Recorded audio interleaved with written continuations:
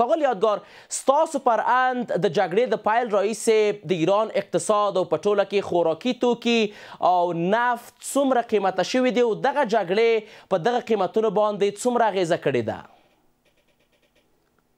بسم الله الرحمن الرحیم. خدمت شما جناب لالای صاحب گرامی، همکاران تکنیکی شما و همه مردم شریف و قهرمان افغانستان سلام و احترامات گرم خود تقدیم میکنم.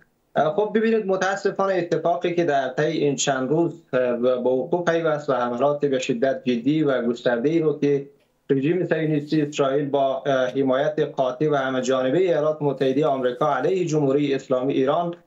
سازماندهی کردن و این اتفاق در واقع یک بار دیگر چهره واقعی این کشورها رو برای جهانیان مخرج ساخت و به نمایش گذاشت که اینها واقعا کشورهایی هستند که به هیچ نوع اصولی، به هیچ نوع تعهدی بین‌المللی اینها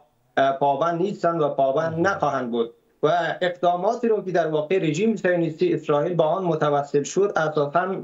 برخلاف بند 4 ماده 2 منشور سازمان ملل متحد و همچنان برخلاف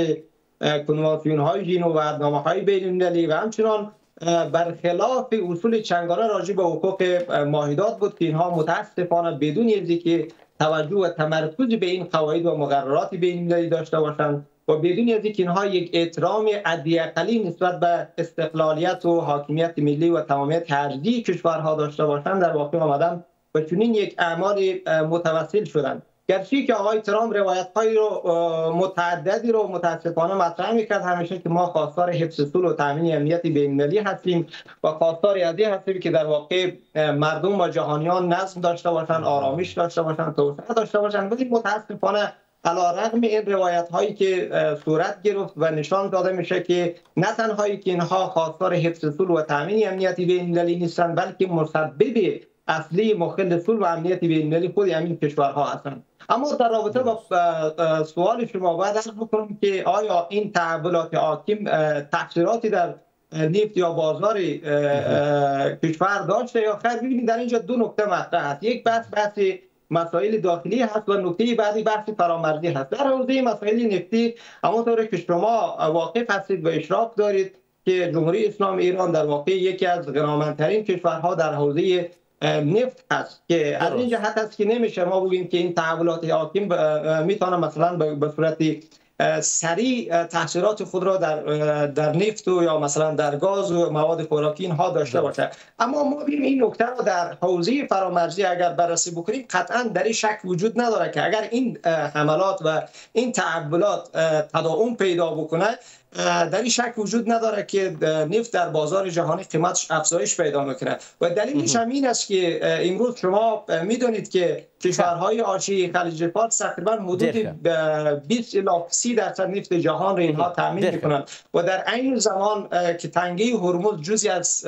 دریای سرزمینی جمهوری اسلامی ایران هست که از مهمترین تنگه هاست که این تنگه در واقع که شما میدونید و میبینید که اکثر ناوهای نفتی از همین جا هست که عبور میکنن. اگر این عملات تداوم پیدا بکنه تنگه هرمز بر روی ناوهای کشورهای منطقه و فرامنطقه اگر بسته شود و مسدود شود و اساسا ما شاهد افزایش قیمت نفت در بازار جهانی خواهیم بود و کشورهایی که امروز از اسرائیل حمایت کردن، ایالات متحده آمریکا اینها حمایت کردن، قطعا خودی از اونها از کمبود نفت در بازار جهانی متضرر خواهند شد. درست. کاغل یادگار، د اسرائیل بریدونه چې کوم په ایران باندې کوي، د ایران دفاعي اقدامات تاسو څنګه ارزوئ؟ خب ببینید، شما میدونید که حملات گسترده‌ای رو که رژیم صهیونیستی اسرائیل با حمایت آمریکا علیه ایران سازماندهی کرد، پهپادها و موشک‌هایی رو که علیه ایران در واقع پرتاب کرد، اکثریتی از اونها اصلی جمهوری اسلامی ایران چی شد؟ اینها متوقف شد و اکثریتی از اونها در واقع ساقط داده شد. و پس این دیده میشه که جمهوری اسلامی ایران در واقع یکی از کشورهای قدرتمند و تاثیرگذار در منطقه هست که دلیل اصلی و اساسی که شما میبینید که تنش‌های به شدت جدی نه تنها امروز بلکه در طی 40 سال اخیر در میان جمهوری اسلامی ایران، اسرائیل و ایالات متحده آمریکا و غربی‌ها وجود داشته، بحث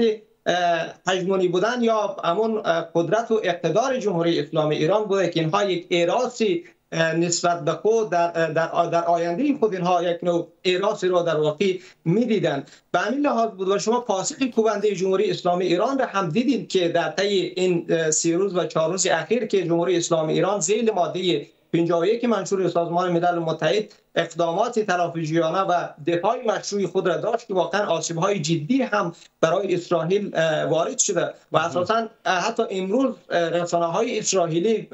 خودشان اعتراف می‌کنند که واقعا ضرباتی که از سوی جمهوری اسلامی ایران به اسرائیل وارد شده در نتیجه موشک‌ها و پهپادهای جمهوری اسلامی ایران در اسرائیل کماکان بی سابقه بوده و ما تصوری از این نداشتیم که جمهوری اسلامی ایران بتونه به چنین اقدامات متوسل شده و چنین ضربه و آسیب رو برای اسرائیل وارد کنه. خو یادگار یا بل مسئله دلته د پاکستان مسئله ده. پاکستان د ایران څخه ملاتړ کړی دی. فکر کوئ چې پاکستان بل ایران څخه نظامی ملاتړ هم وکوي؟ خب ببینید در اینجا بحث منفعت ها مطرح هست. اگر پاکستان به این نتیجه رسیده باشه که در واقع اوسنی وضعیت پکتو اگر متوجه نشدم اوسنی وضعیت پکتو فکر کوي پاکستان بل ایران څخه نظامی ملاتړ وکړي؟